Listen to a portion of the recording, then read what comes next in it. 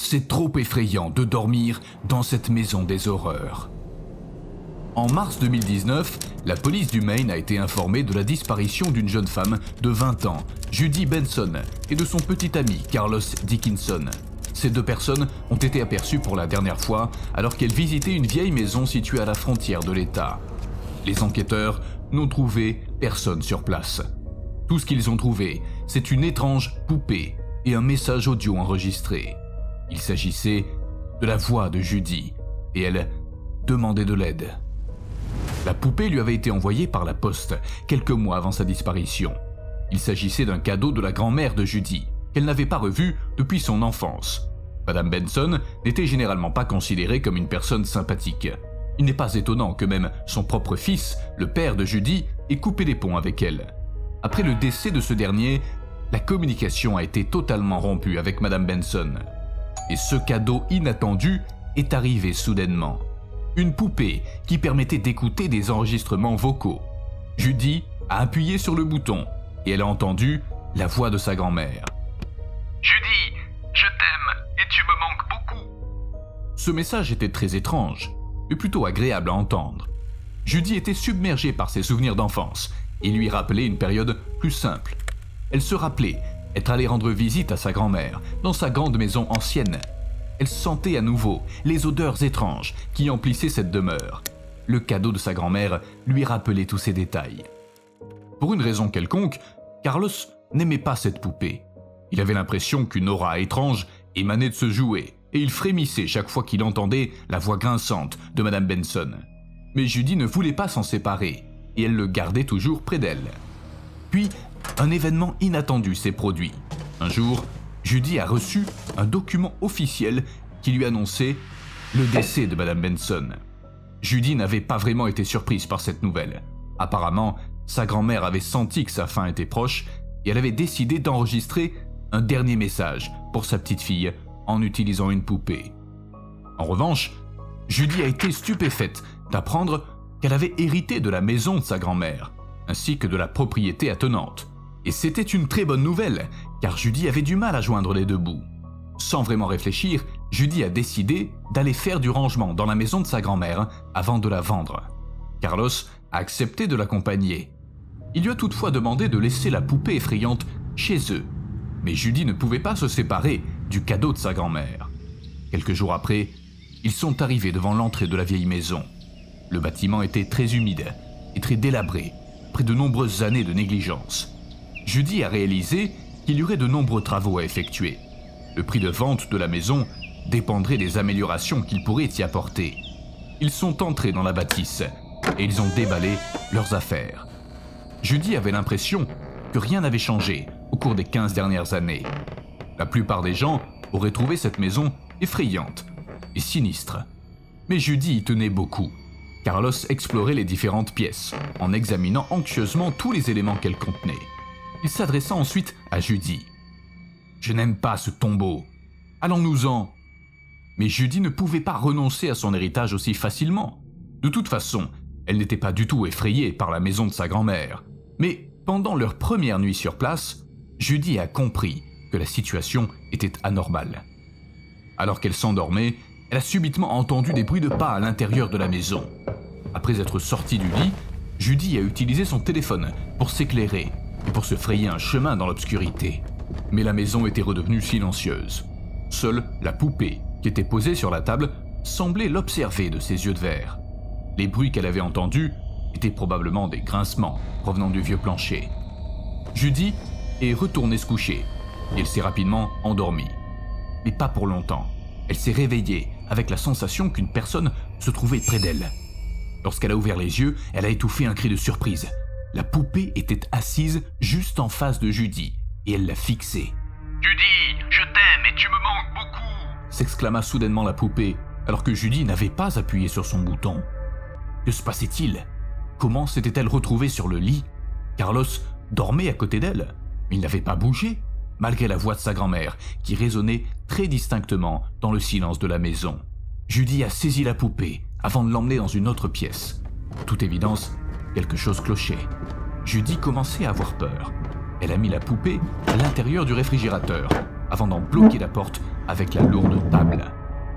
Judy est retournée dans la chambre et elle s'est assise sur le lit. Elle a fixé les ténèbres pendant le reste de la nuit. Elle a vu des ombres étranges. Il lui a semblé entendre des grattements qui provenaient du réfrigérateur. Elle n'a pas réussi à s'endormir avant le matin. Il faisait déjà jour lorsque Judy s'est réveillée. Elle s'est immédiatement tournée vers Carlos pour lui raconter tout ce qui s'était passé pendant la nuit. Mais le lit était vide de son côté. Il ne se trouvait pas non plus dans l'autre pièce. Il avait tout simplement disparu. Judy a pensé qu'il était allé faire des courses et elle a attendu son retour.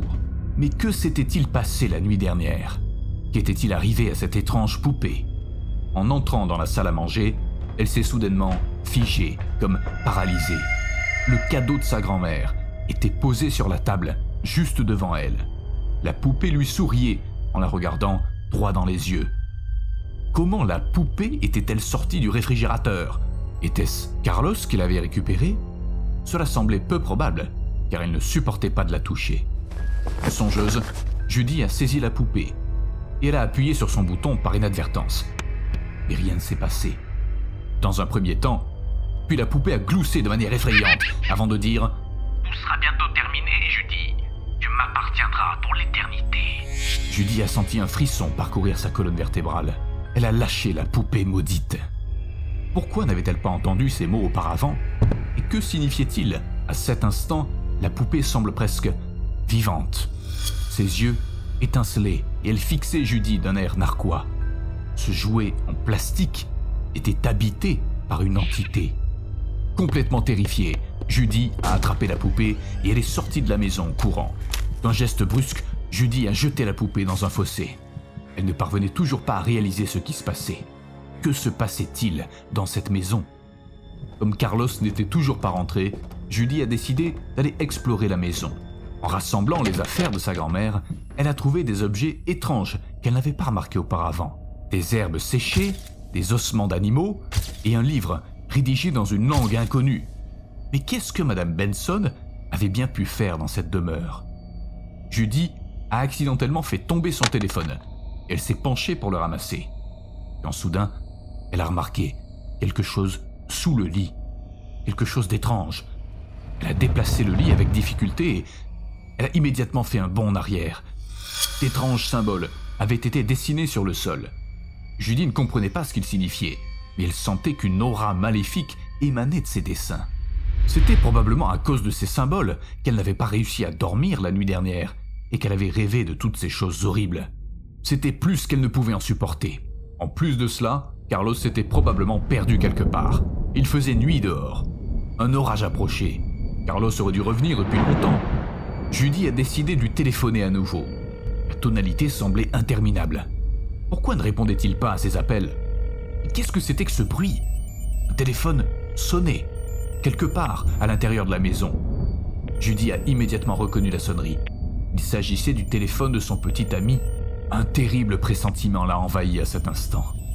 Elle a donc continué à appeler afin de localiser la source de la sonnerie. Et elle a fini par la trouver. La sonnerie du téléphone de Carlos provenait de la cave. Elle est descendue prudemment en empruntant l'escalier qui grinçait. Elle s'attendait à voir quelque chose de terrifiant. Et son intuition s'est avérée exacte. Grâce aux éclairs qui illuminaient la fenêtre, elle a aperçu le corps de son petit ami. Il était étendu sur le sol de la cave, complètement immobile. Son téléphone continuait de sonner à côté de lui, mais Carlos ne pouvait plus répondre à ses appels. Judy était tellement terrifiée qu'elle ne parvenait même pas à crier. Qui s'en était pris à son petit ami? Elle savait qu'elle devait fuir cette maison des horreurs. Elle devait sortir d'ici et s'enfuir le plus loin possible. D'un pas chancelant, elle est sortie de la cave et elle s'est précipitée vers la porte d'entrée. Soudain, elle a vu la poupée qui lui barrait la route. Un éclair a illuminé son sourire sinistre et son regard fixe qui restait rivé sur elle. Judy a fait un pas en arrière. Comment la poupée était-elle rentrée dans la maison? Tout sera bientôt terminé, Judy. Tu m'appartiendras pour l'éternité, dit la voix grinçante de la vieille dame. Judy n'avait jamais eu aussi peur de sa vie. Elle était persuadée qu'elle allait bientôt se retrouver dans la cave humide à côté de Carlos. « Cours, dépêche-toi !» Judy s'est précipitée vers l'autre porte, celle qui menait à l'arrière-cour. Une seconde plus tard, elle était sur le point de se précipiter hors de la maison, quand soudain cette maudite poupée est apparue devant elle à nouveau. Elle lui barrait la route. Ce n'était pas possible, c'était forcément un cauchemar. Tout sera bientôt terminé, Judy. Tu m'appartiendras pour l'éternité. Judy était prise de vertige. Elle s'est précipitée au 2e étage de cette maison maudite pour essayer de sortir par la fenêtre. Quelque part derrière elle, elle entendait le bruit des pas qui provenaient des chaussures en plastique de la poupée. Tout cela ressemblait à un rêve terrifiant. La poupée est apparue juste devant la fenêtre. Judy n'avait plus d'issue. Horrifiée, elle a compris qu'elle ne pourrait pas quitter cette maison. Elle se sentait faiblir. Elle a couru jusqu'à la pièce la plus éloignée de la maison et elle s'est cachée dans une vieille armoire. Son cœur battait à tout rompre. Judy écoutait attentivement le moindre bruit qui provenait de la maison. Mais, étrangement, tout était calme. Trop effrayée pour bouger, elle a décidé de patienter, sans bouger. Quelques minutes se sont écoulées, mais la maison restait toujours aussi paisible. Seul le tonnerre grondait de temps en temps à l'extérieur. Judy était totalement désespérée. Elle était paralysée par la peur. Elle ne pouvait même pas envisager de quitter sa cachette. Plusieurs heures se sont écoulées. La maison était silencieuse et les yeux de Judy se sont progressivement fermés. Elle n'avait pas dormi depuis presque 2 jours et cette expérience terrifiante l'avait épuisée. Judy a commencé à sombrer dans le sommeil. Alors qu'elle s'endormait, elle a soudain entendu un bruit. Mais elle savait déjà qu'elle ne pourrait pas lutter contre la menace qui allait s'abattre sur elle. Les derniers bruits qu'elle a entendus étaient les pas de la poupée qui se déplaçait sur ses petites jambes pour se rapprocher de plus en plus. Et l'obscurité a tout envahi. Lorsque Judy s'est réveillée, elle ne savait pas où elle se trouvait. Il faisait jour et le soleil brillait à travers la fenêtre. Elle était assise sur le lit et elle ressentait une étrange sensation. Judy ne pouvait pas bouger. Elle pouvait voir ses bras et ses jambes devant elle et elle voulait hurler de terreur. Elle n'y parvenait pas. Il s'agissait de membres de poupée. La peur et le désespoir l'ont submergée.